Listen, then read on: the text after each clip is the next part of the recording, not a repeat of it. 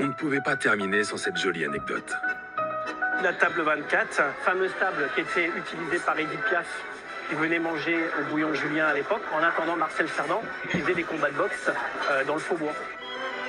Edith Piaf aurait sans doute aimé la démarche sincère de la jeune entreprise dont nous allons vous parler.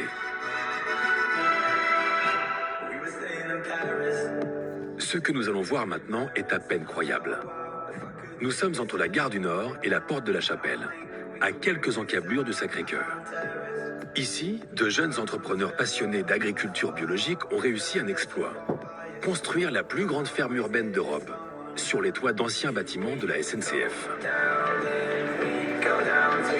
Une prouesse architecturale, technologique et gustative.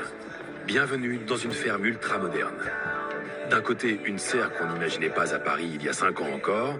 De l'autre, un potager à rendre jaloux tout agriculteur curieux. On a 7000 m² de toit. Et sur ces 7000 m² de toit, on a construit une serre de 1200 m². Salades, plantes aromatiques et micro-pousses, ce matin, Gabin prépare l'étrange commande d'un grand chef étoilé parisien qui a besoin d'amarante rouge pour confectionner un plat. Encore faut-il savoir ce que c'est. Là, on retrouve des micro-pousses d'amarante rouge, qui elle aussi est une fleur, mais qui à ce stade-là va être consommée telle qu'elle. Parce que ça a des arômes très terreux. Ça se rapproche de la betterave, avec une sucrosité extrêmement intéressante. Là, on est vraiment sur un geste quasiment chirurgical, parce qu'on est sur un produit d'une grande finesse qui est très très jeune et très fragile, et du coup qui mérite beaucoup d'attention. En produisant des fruits et légumes qui sortent de l'ordinaire, la société Cultivate répond à des demandes très particulières dans la capitale. Ce qui ne n'empêche pas de cultiver 50 tonnes de fruits et légumes chaque année. Évidemment, ça peut surprendre un peu les gens en produisant directement dans Paris et en vendant directement dans Paris, parce qu'ils n'ont pas parcouru des milliers de kilomètres. Et côté potager, là aussi, hors de question de faire de la monoculture. Sarah s'occupe de 70 variétés, dont certaines totalement inconnues en France. Ici, on voit donc nos green zebra, le basilic pourpre, des rangs de tomates noires, cerises. On a des haricots mange-tout, des haricots verts, et des borlotos qui sont absolument magnifiques, un petit peu zébrés. On a aussi des haricots violets, des edamame, des haricots jaunes. Donc on a des choses qui sont un petit peu rares. C'est très chic tout ça. Ouais, c'est très chic, mais en même temps, des haricots qui poussent avec la vue sur Montmartre, c'est aussi très très chic. Alors là, c'est poivron piment. Il y a plein de fleurs de courgettes qui sont assez magnifiques. Alors ça, c'est du chou rave.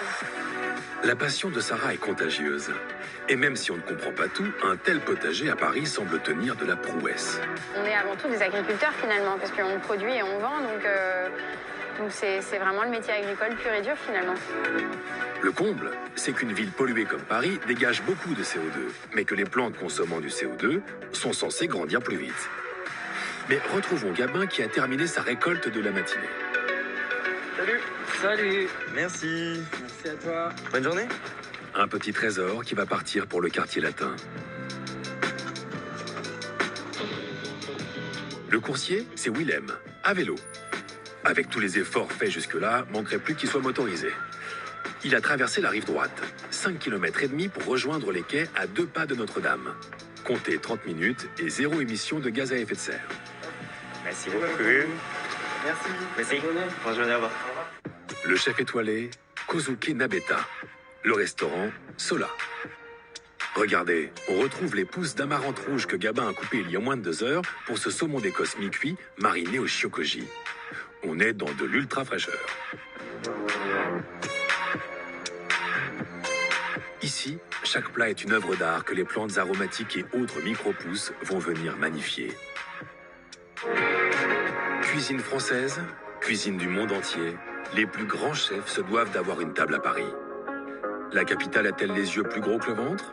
Certainement pas. Plus que jamais, elle mérite son titre de capitale mondiale de la gastronomie.